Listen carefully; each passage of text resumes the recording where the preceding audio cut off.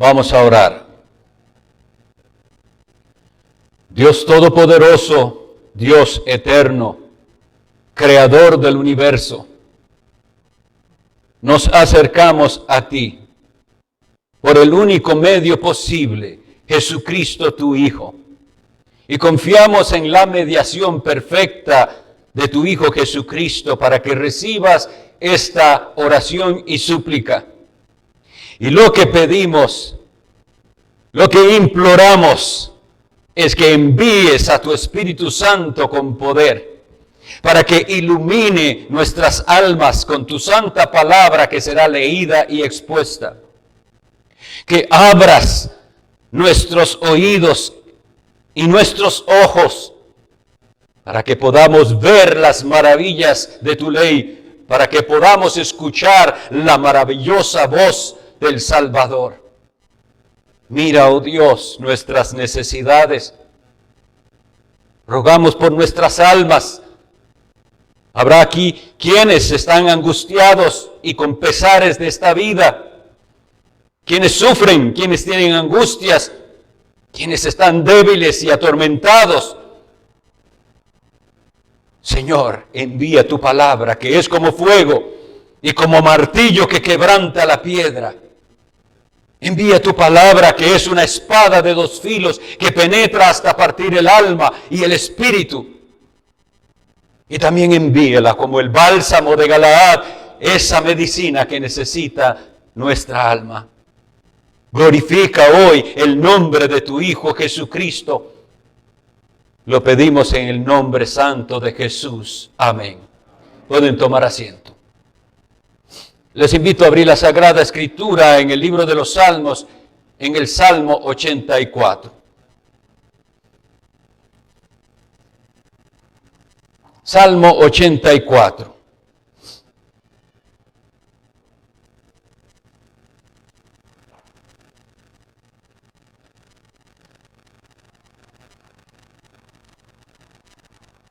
Esto dice la palabra de Dios al músico principal sobre Gitit, salmo para los hijos de Coré.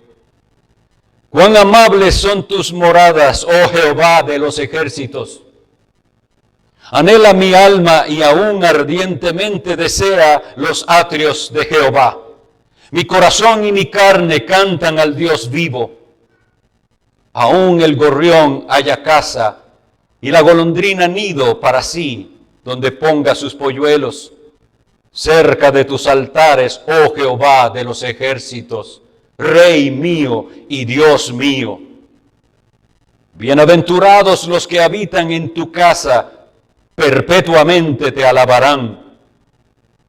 Bienaventurado el hombre que tiene en ti sus fuerzas, en cuyo corazón están tus caminos. Atravesando el valle de lágrimas, lo cambian en fuente, cuando la lluvia llena los estanques.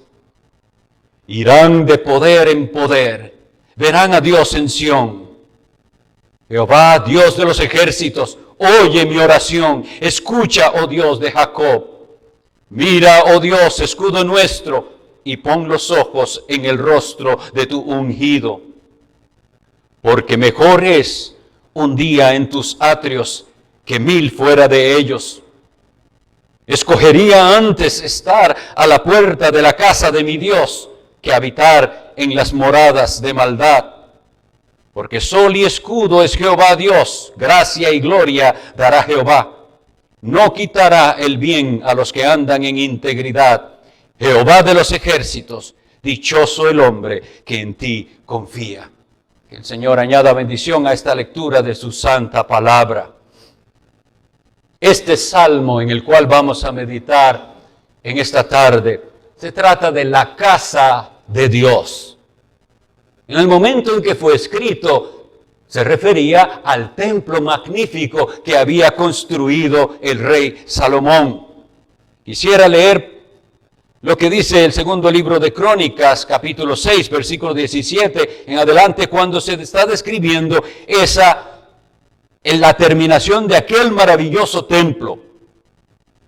Le dijo Salomón a Dios: ahora pues, oh Jehová Dios de Israel, cúmplase tu palabra que dijiste a tu siervo David, y óiganla la pregunta que se hace Salomón: ¿mas es verdad que Dios habitará con el hombre en la tierra? No te pueden contener, cuanto menos esta casa que he edificado. Mas tú mirarás a la oración de tu siervo y a su ruego, oh Jehová Dios mío, para oír el clamor y la oración con que tu siervo ora delante de ti.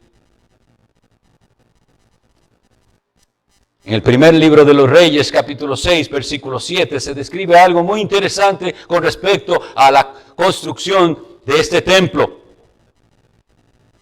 Y dice así la Sagrada Escritura, en el recuento de lo que sucedió en la edificación del templo en Jerusalén. Dice: y cuando se edificó la casa, la fabricaron de piedras que traían ya acabadas, de tal manera que cuando la edificaban, ni martillos ni hachas se oyeron en la casa, ni ningún otro instrumento de hierro.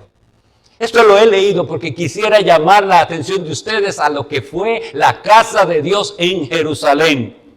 En aquel templo que se hizo en Moria, un lugar histórico con una historia tremenda, porque fue también en ese lugar donde iba a ofrecer a Abraham a su hijo Isaac, y Dios probó su fe en ese momento.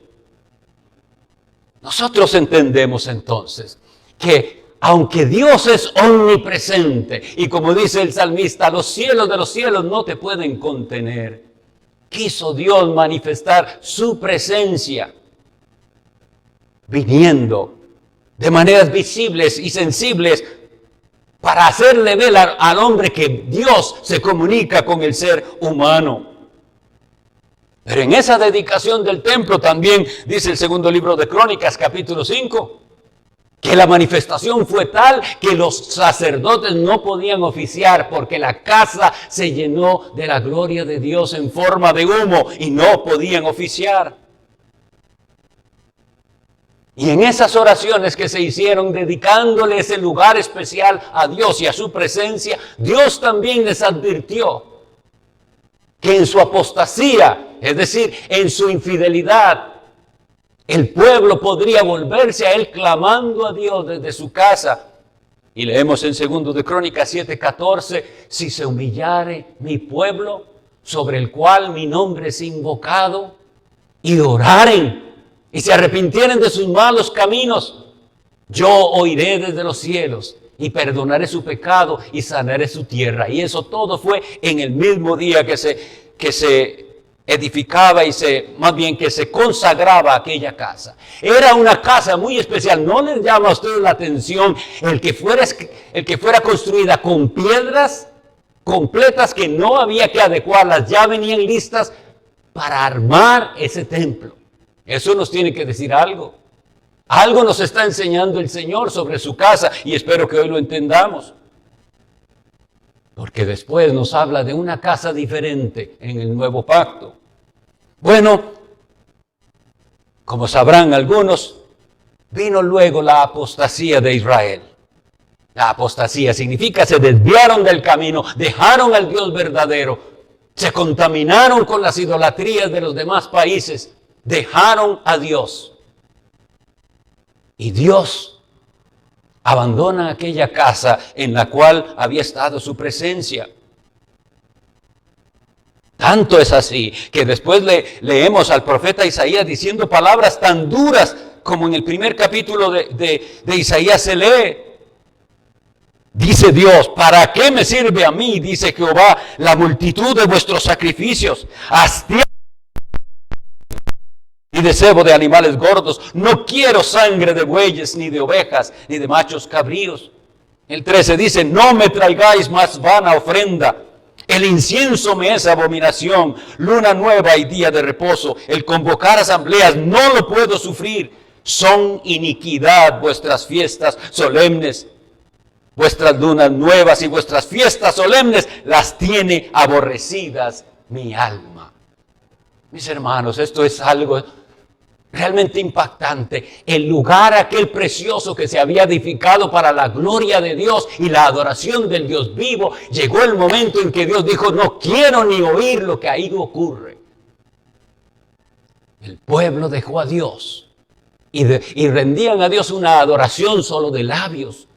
Y el Señor Jesucristo los vuelve a confrontar con las palabras de Isaías. Este pueblo de labios me honra, pero su corazón está lejos de mí.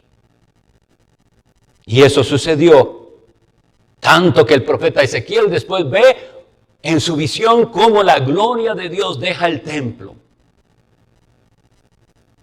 Y si ahí terminara todo, es lo justo. Dios abandonando a esta humanidad que quiere seguir su propio camino. Dios abandonando a aquel pueblo que quebrantó el pacto. Y si ahí terminara la historia, Dios sería justo. Pero Dios es un Dios misericordioso y fiel a sus promesas. Y por eso envió nuevos profetas que decían, como Ageo en el capítulo 2, versículo 9, la gloria de esta postrera de esta casa será mayor que la primera. Pero vean qué interesante. El templo, ustedes saben, o si no les comento, había sido destruido por los caldeos. Nabucodonosor, rey de Babilonia, había llegado y había destruido Jerusalén, quemó el templo, quedó en ruinas. Y hay una promesa de los profetas de que la casa se volvería a edificar. Y con la promesa de que sería más gloriosa que la primera. Pero vean, ellos volvieron a construir un templo y ese templo nunca fue tan glorioso como el de Salomón. Lo cual quiere decir que se refería a otra cosa. La profecía se refería a otra casa y a una gloria diferente de la que ellos se imaginaban. No una casa física. Porque después Herodes también hizo un templo que también era muy maravilloso. Dicen que el oro era esplendoroso en el templo de Herodes también. Y sin embargo, nuestro Señor Jesucristo dice en Mateo 23:38, hablándole del templo, cuando ellos le dicen, mire qué edificio, mire qué lugar tan impresionante. Y el Señor Jesucristo le dice, de cierto os digo que no quedará piedra sobre piedra que no sea derribada. Y le había dicho, le había profetizado a Israel que lo rechazó, vuestra casa os es dejada desierta. Y entonces con esto en el corazón, con dolor por ver lo que ocurrió, quisiera llamar la atención de cada uno de nosotros, porque todo eso tiene una lección para nosotros. Edificaron un lugar para la presencia de Dios, pero sus corazones estaban alejados de Dios y Dios no aceptaba entonces tales ofrendas.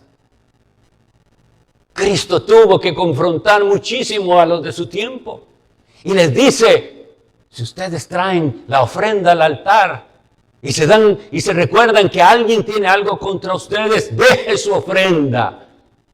Reconcíliese y luego traiga la ofrenda.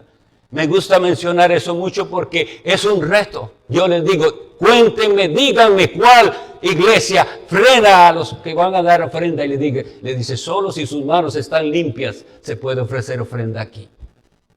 Solo si su corazón está en paz con su prójimo. Pero lamentablemente la religión se convirtió en otro negocio más y lo que interesa es nada más esa parte.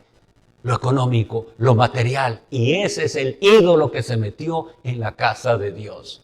Cuando ustedes leen los relatos de las crónicas y de los reyes, es impresionante que uno dijera, ¿cómo pudo pasar esto en el templo de Jehová? Había imágenes de Baal, había estatuas de Acera. Un rey hasta se mandó a hacer un caballo y lo puso ahí. ¿Cómo pasó esto? Bueno, lo mismo deberíamos preguntarse nosotros. ¿Qué pasó con la iglesia de Cristo? ¿Cómo dejó entrar los ídolos a la casa de Dios?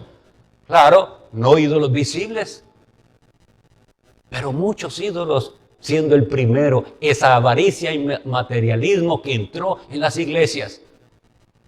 Y la iglesia dejó la hermosura de la santidad y la cambió por la mundanalidad. Por eso es bueno que hoy que hemos leído este precioso salmo y vemos lo que es para alguien que de verdad está unido a Dios, la casa de Dios, el lugar donde nos reunimos a adorarle, porque ahora cambió el asunto. Ya la casa de Dios no es simplemente un edificio de 4 paredes. El apóstol Pablo se lo dice a Timoteo en la primera carta, capítulo 3, versículo 14 en adelante. Le dice: esto te escribo, aunque tengo la esperanza de ir pronto a verte, para que si tardo, sepas cómo debes conducirte en la casa de Dios, que es la iglesia del Dios viviente, columna y baluarte de la verdad. Bueno, ahora hay una diferencia y hay una definición diferente.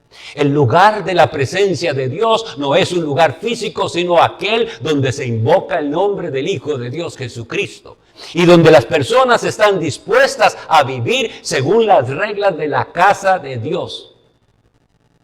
Ese es el gran problema. Tenemos muchas personas que quieren vivir un cristianismo a su manera y adecúan las cosas que les conviene de la Biblia. Por eso es nuestro énfasis en este primer culto, hacerles ver, aquí se va a leer la Sagrada Escritura toda completa. Nuevo Testamento, Antiguo Testamento, Salmos los miércoles. Durante 52 semanas de reto que tenemos de levantar aquí una iglesia, habremos leído 52 capítulos del Antiguo Testamento, 52 capítulos del Nuevo Testamento y 52 salmos. ¿Por qué? Porque la casa de Dios tiene que ser, como ahí dice, columna y baluarte de la verdad. Y esas palabras son defensores de la verdad. Pero ¿cómo van ustedes y cómo voy yo a defender la verdad si no la conocemos? Si el libro de Dios se volvió algo opcional en las iglesias.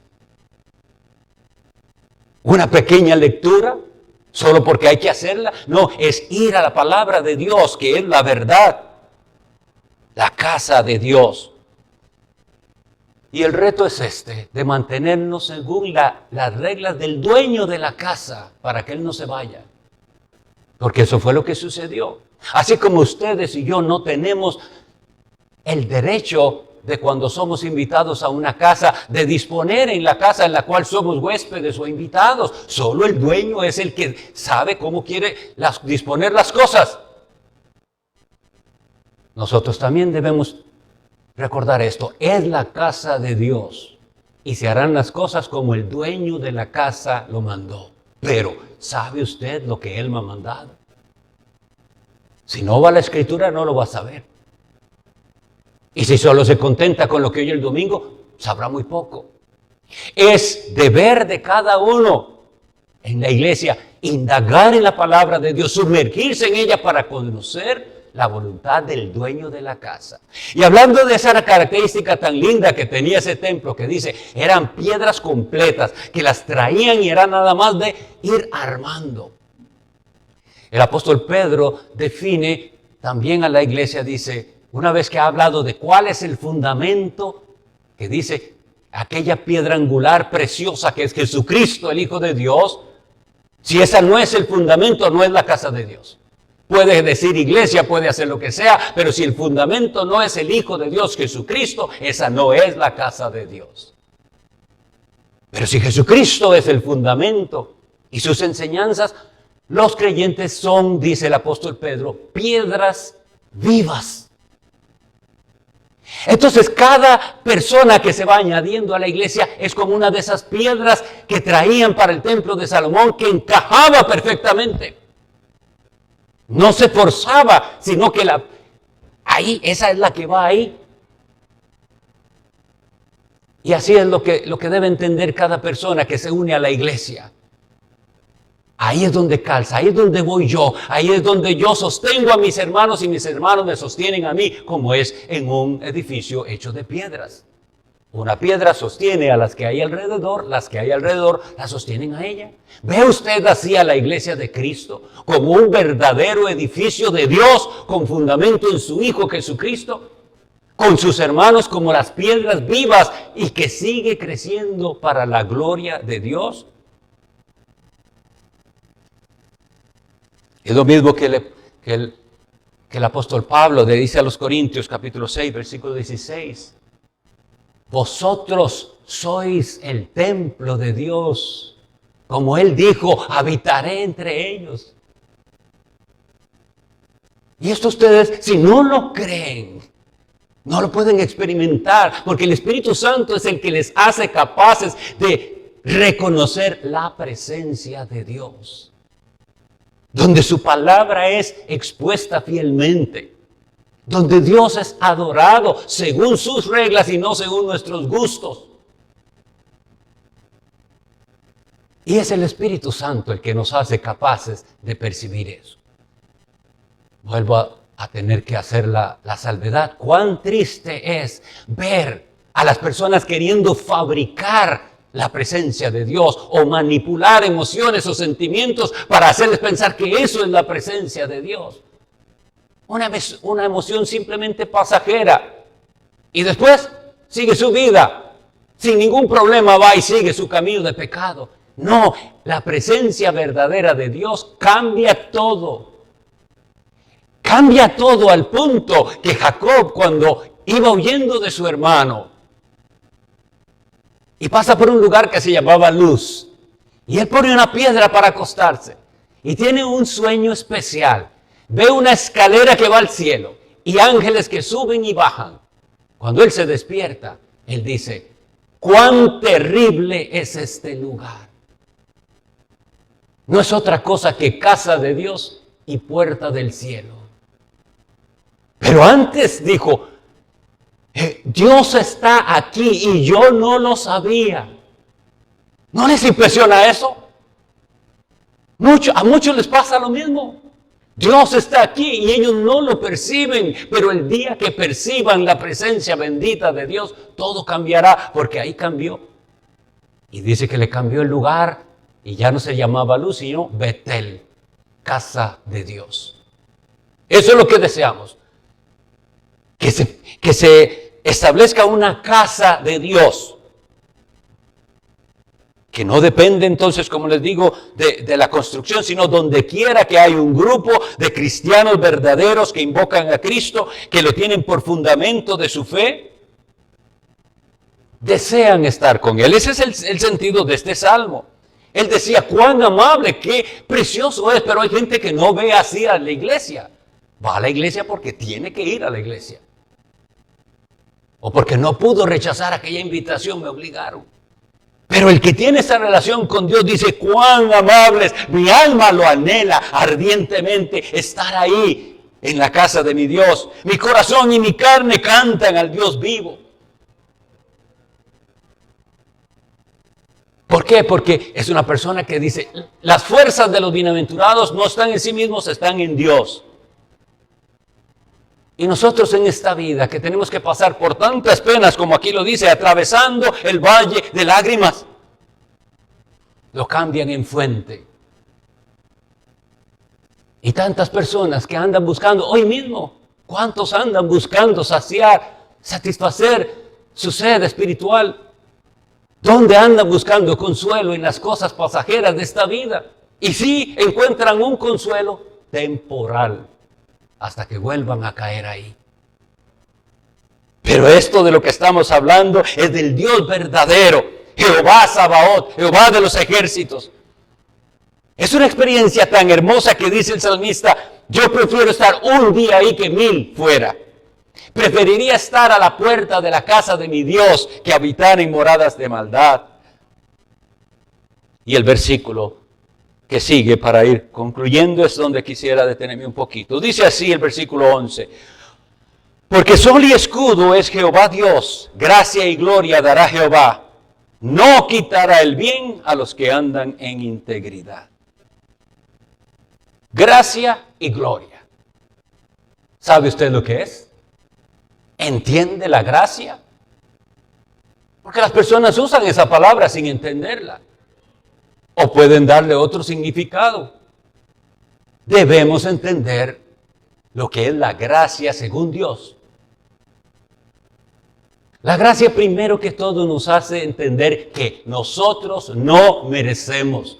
Por eso les decía, si Dios hubiera abandonado a Israel Hubiera sido justo, era lo que merecían, quebrantadores del pacto. Y si Él nos hubiera abandonado a nosotros en nuestro camino, era lo justo, porque eso era lo que amábamos, nuestro pecado. Pero la gracia viene y dice, no lo merece, pero le va a dar algo maravilloso. Se llama la fe en Jesucristo, el don de Dios. ¿A quién se lo va a dar? Nosotros no meditamos suficiente en lo que Cristo hizo con nosotros y por nosotros. Porque si lo hiciéramos, nuestras lágrimas correrían más frecuentemente por nuestras mejillas. Nos hemos vuelto una generación insensible. No hay pasión por Dios. Leemos la Biblia y es como si leyéramos un periódico. Pero cuando Dios hace la obra, cuando Él envía a su Espíritu Santo, cambia el corazón al punto que usted puede decir, Él es sol y escudo, es mi Dios, gracia y gloria. Dios nos ha dado maravillosas promesas, pero siempre tienen condiciones. El ser humano es experto para tergiversar la Biblia, para torcerla y interpretarla a su conveniencia. Dios nos libre de ese pecado. ¿Cuántas veces oímos a la gente citando? Hay un problema y ellos nada más dicen, tranquilo, todo ayuda bien. ¿Sí? ¿Todo ayuda bien siempre? ¿O hay alguna condición en la palabra de Dios? Ustedes la saben. A los que aman a Dios, todas las cosas les ayudan a bien. Esto es, a los que conforme a su propósito son llamados. Y si usted no ha atendido el llamado, y si usted no es seguidor de Cristo y no ama a Dios, no se atreva a decir y a reclamar una promesa para usted. Y aquí hay una promesa, pero dice, no quitará el bien ¿a quiénes? A los que andan en integridad. ¿Qué es ser íntegro? Lo contrario tal vez nos ayuda a entenderlo. Cuando algo no es íntegro es porque ya se contaminó en alguna medida, porque no está pura la solución. Y lamentablemente esa es la condición de la mayoría. No hay integridad. No hay honestidad. ¿En qué no hay honestidad, por ejemplo?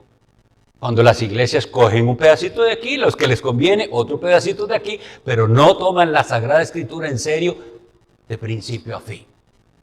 No hay integridad. Cuando evitamos ciertas partes de la Biblia que no nos agradan mucho porque no van con la manera en que vivimos o que la sociedad ahora proclama. No hay integridad. Para que haya integridad, la iglesia debe decir, le creo a Dios.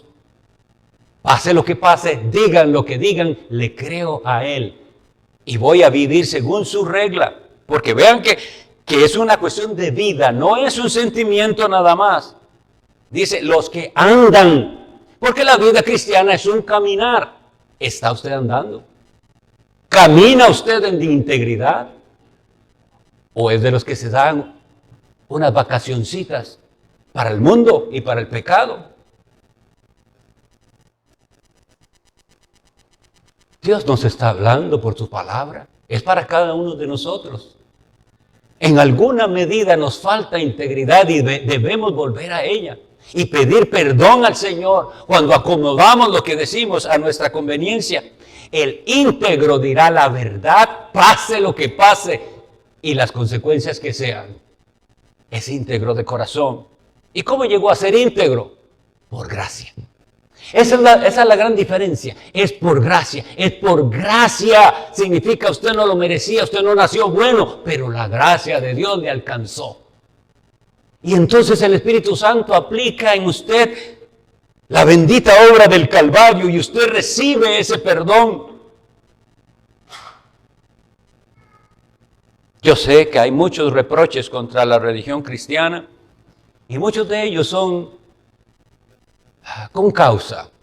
Muchas personas se quejan de la hipocresía en las iglesias, de una religión contaminada.